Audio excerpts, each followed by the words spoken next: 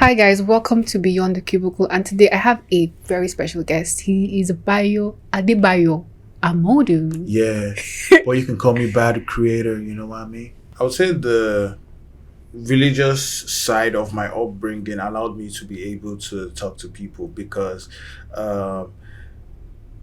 we do have to talk to people every, should I say, Sundays and maybe Saturdays. Yeah. So when we go out for, I'll use the word evangelizing. So I have to talk to people of all sorts, you know, people in all kind of weird homes, on the streets, in different places, all of that. And you literally have to learn how to talk to people, even to the point of maybe you try to talk to someone about God and someone throws water at you. You still have to smile. Yeah. And say, you know, I still tell them they can still be saved. And all of that, you know, so I think having that kind of experience from a young age till now like made me know how to interact with people. And my schools I went to, always visiting cousins and families, you know, they all made me know how to talk.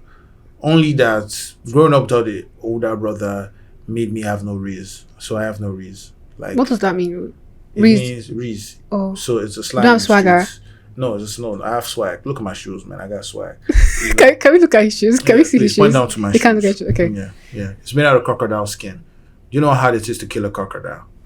It's really difficult to kill a crocodile. So yeah, by Riz, I mean, I don't have that effigy, that swag to talk to a woman and be like, baby, you're beautiful, you smell so good. We're doing that right now, though. No, I really don't know how to do that. Trust me, like, if not, I would have had more than 100 girlfriends. But like you would want to get like to be in a relationship in the future, or for now, no. There's something they call in the world. They call it. You know what? Let me just change my leaf. I don't think I'm in a whole phase anymore. I'm looking for a relationship. he's putting it out there. Oh my god! So like your brothers, I noticed that they are like Ayo. He's in the creative space. Yes. Did that like influence you, like, and your creativity in any way? Okay, so let me tell a bit of story. It has. I mean, one day, I know I'm gonna say this, but it has actually kind of been like an industry secret. But the thing is, over the years, like till now, probably like my face has been out there probably in the span of 2 years, but before, or this year, but prior to that, the beginning of everything, the food show, I the creator, all of that, I've been the one behind the scenes making every single thing you've seen, you know, from, I would say, the writing department, let me put it that way. So you're a writer? Yes, I wrote most of the things you see on I the Creator. I wrote them, filmed them, edited them, literally do everything. Also liked them. Yes. So I thank God I was born with a lot of talents to do and produce things that would need a crew member of like 5. So you're like a one-man machine, basically. Yes, with broken gears, because it's a lot to do. How like did you? Okay, you said you were born with them, but obviously you'd have to, like, I don't know, learn some skills, right? I mean, I was born with, should I say, 1% talent and 3% interest on wanting to do the work. And my father low-key put us in that direction. Because here's the thing. Growing up in Warri was rough and tough. So what part of Warri did you grow up in? I grew up in 2 parts of Warri. Okay. Yes. One was very dark and one was a bit grey. So the dark part is called the Burkoko. I know Burkoko now. Yes. It's I wish I could show you my back. I have a really large scar there, but that's for another show. So I grew up in the Burkoko. That's the dark part. And the grey part is somewhere called Bangwe. You know, that is where, you know, I would say it's an interesting area because it's you have less of tenants and more of landlords there because it's so posh people basically.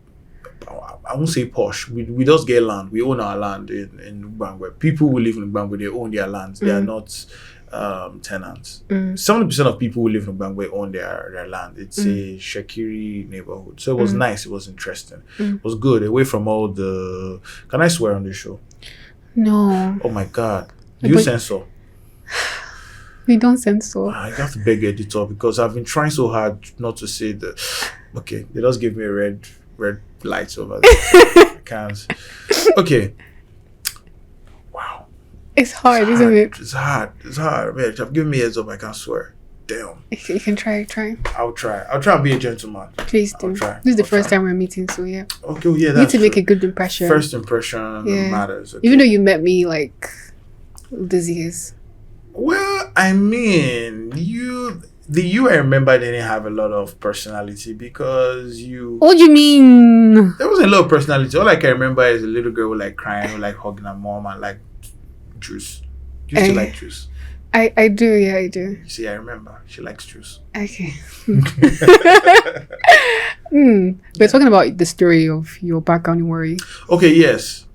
What part? Where are we again? We're talking about that. Yeah. Okay, yeah. So yeah, how my dad actually put us in the direction of all this. So yeah, the reason I was mentioning dark because it was so dark, and my mom didn't let us go out and play with the bad kids, according to her. So instead, they made us docile by making us watch cartoons and movies every single day. So, and wrestling. Wrestling. I mean, they made us watch the TV. They weren't in charge of the programs or anything. They were like, watch the TV. And the TV had so many things. So we saw a lot of things on TV. So my dad came home one day, angry from work and all of that. Like, you kids want to be useless. You just want to watch TV all day and every night. Like, can't you think outside the box? Like, instead of watching this TV, how about you learn how to make things and put things on TV? How do you want to do that? That was a very long... He said that to you guys? Yes, it was a very long and hard question to find an answer to. Like, how do we make things and put it on the TV? Like, how are things even in the TV? How are things broadcasted on the TV? So, long story short, that sparked something in me that I wanted to create. You know, like, I just don't want to consume. I want to create. And that put me in a path of discovering several things and understanding this medium. And, long story short, here I am. I make content for people. My Instagram right now is at 2 million reach. So I think I'm reaching, my media or my content is reaching out to 2 million people monthly. So yeah, I think I'm doing something interesting. Yes, you are. And along the way too, we found a way to make a little bit of bread from it. So it's You're making money now. You're cashing out. I said bread. In these streets. Butter. So what's the difference between that? My butter is sweet when with the bread. You know, yeah, so bread is just small. So when you get the bread, you get the butter. Then after that, you get some tea. Then you dip it inside the tea. You dip inside the tea, and now you know you're making good money because it's sweet. Yeah. So now you didn't ask me if the bread is soft or hard. I get your bread. It's hard right now. So, but we are trying. Come on. When you keep chewing, you can get a bit of taste from it. Yeah. You worked in Shaw. Yes, I did. When I saw that, I'm like, okay, like it. Shaw and what you do now, like the contrast. Oh, I mean that's why I show the world. So I've worked in a car park. As what? As someone who sells tickets, bus tickets. Okay. Yeah. Was that like your first ever job? The first ever job was probably me working for my mom, which is selling phones and charger and coming to Computer Village to buy goods and going back to Warri to resell them again for higher prices. Yeah. Then in school, did I do any work in school? I don't know if it's I can't really swear. Yeah. So okay, this is a secret, but I'll just try and say. So back in school, I needed money so I've always been the one to think outside the box. Okay. So I needed money so bad, and I wanted to sell something that I knew that it would seem weird at first when I pitched to a client or a customer, but definitely I'm going to sell. Yeah. I sold dildos in school. In what grade, please? My institution. University. Yes. Okay. How did that even happen? It's it shows your entrepreneurial spirit. Yes, so I needed money and I needed something that would sell quick. You know, and I had a lot of friends who were doing business. Some people were selling jeans, you know, people were selling creams, some people were selling all sort of things and all of that. So I thought to myself, what would sell? You know, and this wasn't what year was this? This was 2014, 15. Okay. Kinda, yeah. So I think things like that were kind of new in the country-ish. It wasn't as common. I know it's a very common thing now, In Nigeria, yeah. right now, Yeah. like it's common. But then it was strange, like to have That's adult toys. yeah. So I sold adult toys, and to make extra money, Yeah. in school, to eat, to buy books I never read, and just to survive in general. Plus the money my mom and sometimes my auntie will send me. Yeah. Yeah, so that's how I survived in school. Then after school, then because I went to a polytechnic, I didn't go to a proper uni. So I had Was an that like ND. a cautious decision, or it just happened? I think I will stick with the just happened part, because I wanted to go to a uni, because all my friends in high school, they all went abroad and all of that. And my Facebook at that time, I always see them throwing snow and being in cool places. And Yeah. like, man, I can't go this abroad, though. Show now, let me don't do the worry. So but money trouble happened. Couldn't go to a proper higher institution. Then I had to settle for less. I was Shipoli. I think the semester fee or something like that was like, was it 15 or 30,000 naira? Back But then. yes, but I had to lie to my parents that it was 70, 80K, so they could give me more money. So they give me like 80,000 naira, and I would just use 15 or 30K that time to sort the fees. So for extra money. So yeah. So did you use part of the money to like buy capital for that business? Oh no, not got. Then I didn't know I was going to be a creator. I didn't even know what I was going to be. Then I just wanted to do well in school, get good grades, and get a good job. That was the plan. Because my dad kept telling me that he was going to pull all the strings and talk to strings and make sure like I get a good job. All of that. So after that, one of the string worked, and I landed myself a job in Shell. As what exactly? Because I saw you wearing that. I'm trying to remember. It's been such a long time that I actually pull all of that at the back of my head. So let me unravel it bit by bit. So I got sent to a community down south called Ogula. It's an island down south of Nigeria. Then there I had to now change my name. My real name is Adebayo Amodu, but I had to change it to Adebayo Temewe so I could be part of the Ijo community, and I could get a communal slot in Shell, because I think every year, every month, there's how they do it. Like, people of the community work in the company. So I worked as being part of the community, as Adebayo Temewe. Although I got in some trouble on that when some people found out that I wasn't really an Ijo person. But then again, Ijo people, they are lovely people when you're part of them. So yeah, I got that job, and at first it was what do you call that thing when you're done school? And is it certificate? entrepreneurship? No, Diploma? No, like come and think about the word. Like intern, yeah. Okay, internship. Yes, internship, yeah. So the first 6 months I worked there as an intern, and after 6 months I did so well they wanted to retain me as a full-time staff. Well, that happened, but I told them I had to go to school. It's just ND, and I'm working, I'm getting paid, but it's peanuts.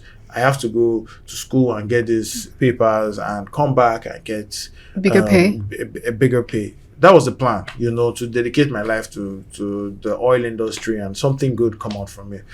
But along the line, something happened. What happened? There was my supervisor. He kept telling me, like, yo, work hard. Good things are going to come when you work hard. Be diligent. Do all these amazing stuff, and amazing things will happen to you. Then I kept waking up and doing amazing things for the company. Then one day I woke up and I got to the office to see my supervisor, like, yo, I woke up and I want to do something amazing today. And guess what? It was packing his decks.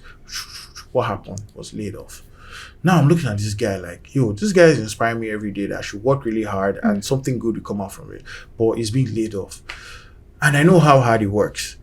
Then I'm thinking to myself, like, what if I dedicate my time to this and try to be the best and everything, and at the end of the day I'm laid off like him? This is bad.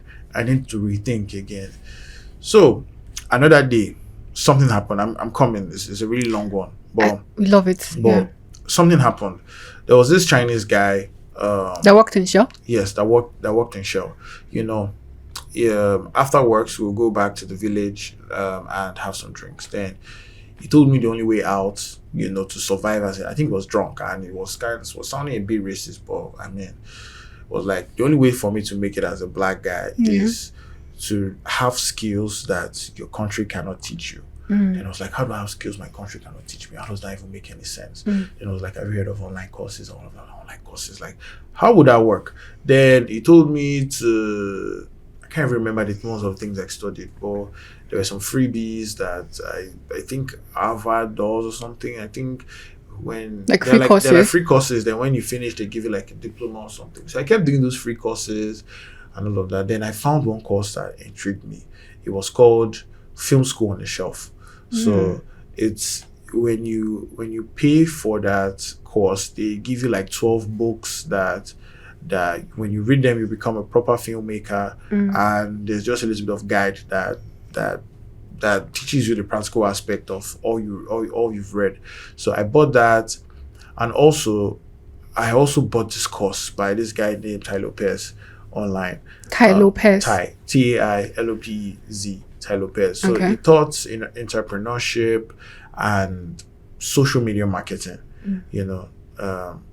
So after finishing all that course, I opened an SMA, which is social media agency. And this was around 20. Was this whilst you were in Shell or after you quit? Oh, sorry. You missed. Sorry, I missed the part. Okay, let's retrace. So all this, I was still in Shell. I was studying all these things. Then something happened one day. My brother fell sick. He had malaria meningitis, and I had to rush down to Warri to take care of him, be in the hospital and all of that. And that took 2 weeks of my time. So returning back to work, I was already fired, because, I stayed out for a very long time.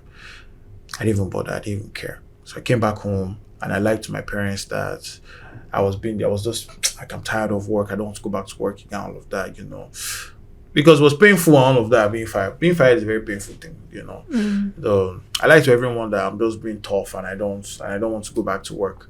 So Ayo at that time was interning for a photographer or something like that. So I saw his skills. He liked taking pictures, he liked making art and all of that. I was like, yo bro, let's combine strengths together.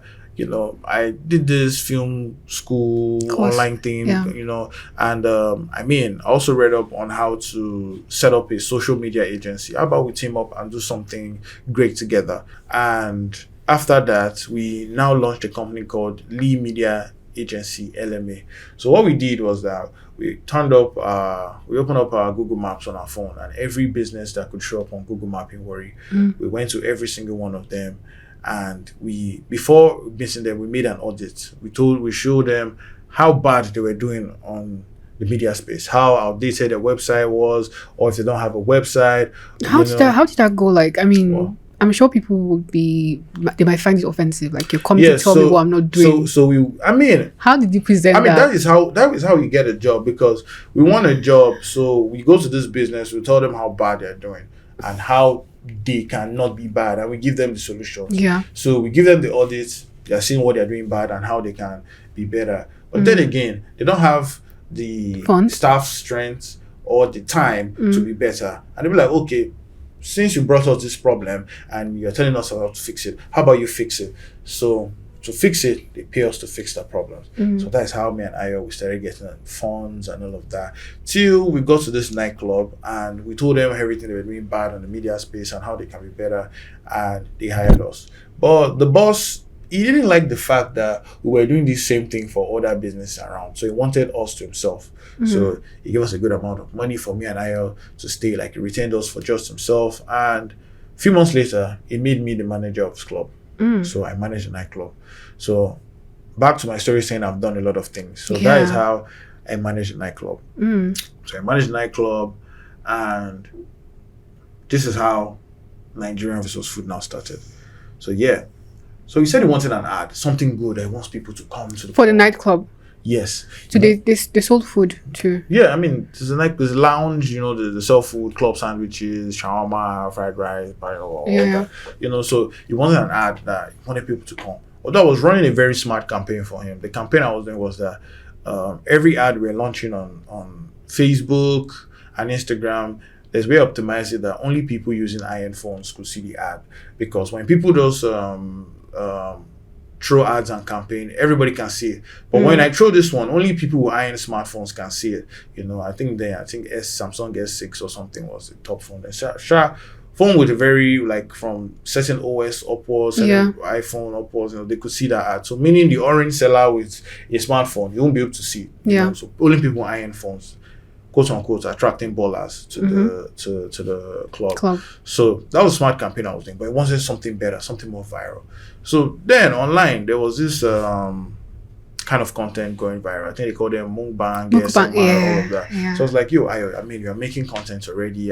We do 1 or 2 skits here and there. How about we do this mukbang thing? Do you know what? I'm going to bring all the club food, their drinks, everything, and you're just going to, enjoy yourself, enjoying the meal. Then we did that. Then hashtag I love Nigerian VS Food. That was just it. I posted it. At that time, this was 2018. It did about 70,000 views in a week. That was a big deal back then, doing 70,000 views in a week. Still is. Yeah. Okay. Well, so it did 70,000 views there. Then I showed my boss. I was like, whoa, this is going viral. People like it. Like, people are even like, where did they get the food from? All of that. My boss said, it was like, this is not classic. Like, this is bad. This is not for my kind of audience. My audience are sophisticated. I know this kind of people. I don't know that. Yeah. I felt so bad. I was like, God damn it. Well, it did so well online. I was like, okay, you know what? We're just going to keep doing this at the side. For ourselves, yeah. It's doing fine. So every month or two, we're dropping 3 content, 4 contents, and it was doing so well. Although it was capital intensive on our end. With time, I found out that the brand the creator was getting some traction online. Yeah. So we kept pushing the food content and I kept pushing skits, parodies, and a whole lot of that. We have a lot of projects, but Ayo kind of archived all our projects. So only true believers and fans know the whole stuff we used to do. So the salary I was being paid, saving it up, bought cameras, we built our first set.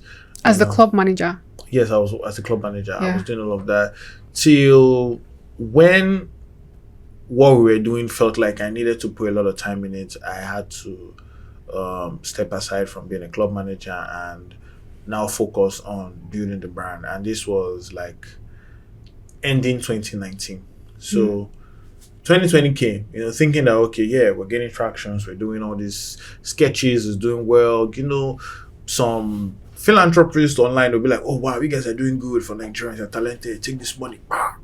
It was good. So in a month, I'm making 100,000, 200,000 or less. It felt good. I felt super good. In my mind, I was like, if I was working in the Wacom, I would never make that kind of money. Is that true? With my degrees, with a national diploma, yes, that's true. Okay. I was low end. Working in Shell didn't mean, what are you thinking? People think that oil is money. I was in the bottom barrel, the bottom of the barrel, bottom. But it's still money. It was bad. It was really bad. So, 40K a month bad. For real? Yes, it was bad. Shell. Yeah. Oh my. No, okay, well, I won't say Shell directly. So the way it works in Nigeria is that I think some parts, they can't really work directly there because the community, they need a subsidiary company or something like that to act as a face for them, because there's this thing where they're I don't want to go into oil and gas politics, but there's this thing where they my own and my people get up, so they subsidize it to their people and all of that. So it's Shell, but it's subsidized, so they can't really come as Shell. They have to subsidize. I think so. The company I was working with was called Wesco, but it's Shell. But they need that face, so because when bad things want to happen, let's say they want to destroy something in the company, they can't really destroy it, because when you want to destroy it, it's your fellow brother's company. So it just eases tension. I don't know if I'm mixing that up, but that is the little understanding I have. I stand to be corrected. Yeah. And please don't come for me. No problem. Please, I want no more trouble. So yeah. Back to the story. Back Nigerian to the story. VS So Food. Nigerian VS Food. That's how I was born. So, it was born out of persistence, hard work, and trying to develop it to be better. So 2020 came, and a lot of things went south. The world was in lockdown and everything was changing and all of that. I was thinking everything was south because everybody kept complaining about things going south. So the whole world is complaining everything is going south. So automatically I felt bad too and sad that, oh well, things are going bad. I left my only one job that was, paying and built everything, and now we are out in the wild believing that content is going to pay or save us. So apparently there was this guy, the beginning of the year, reached out to me.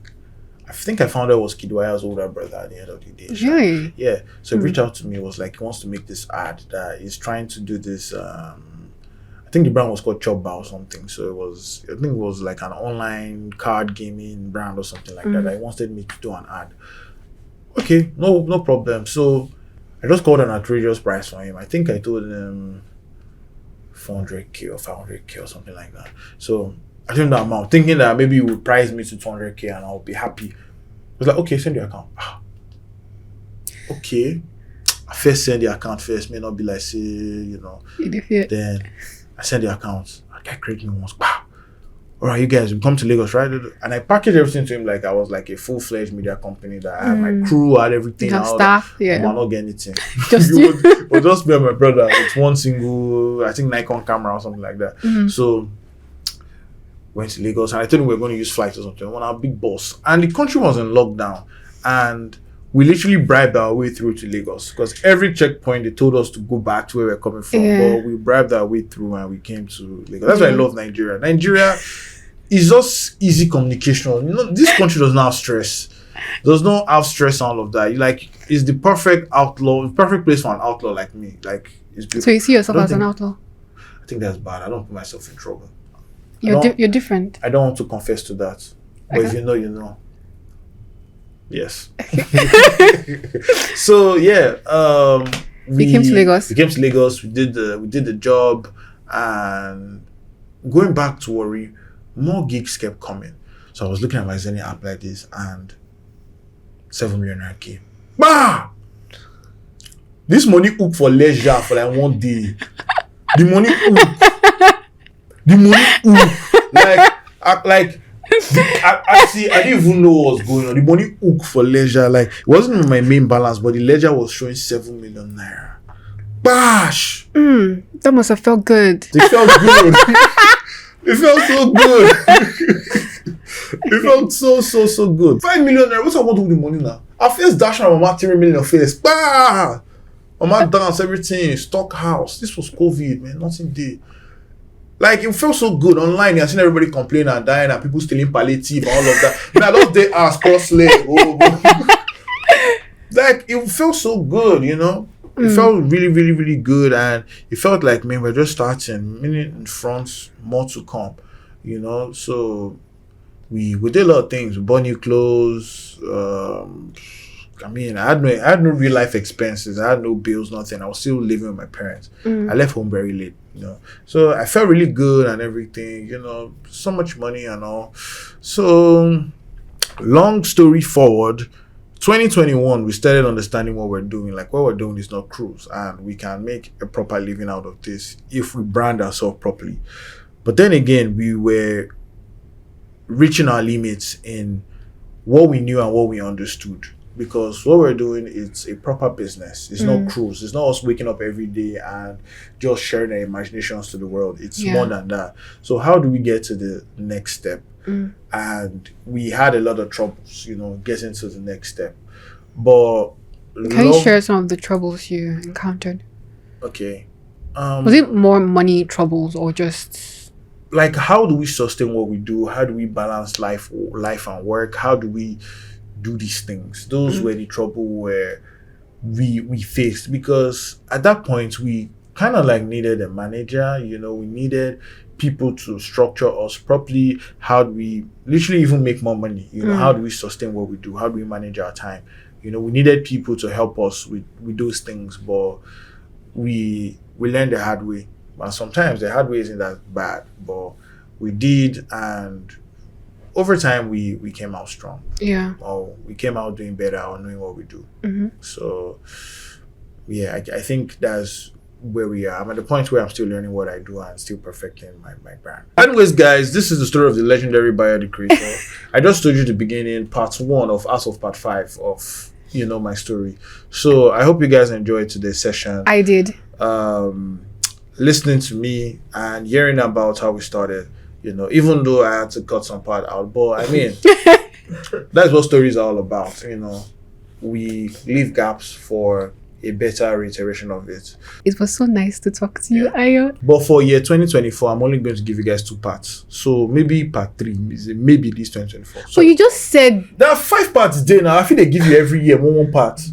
Why? Why are you trying to? Part 5. Maybe I don't born that part. I'll go tell you.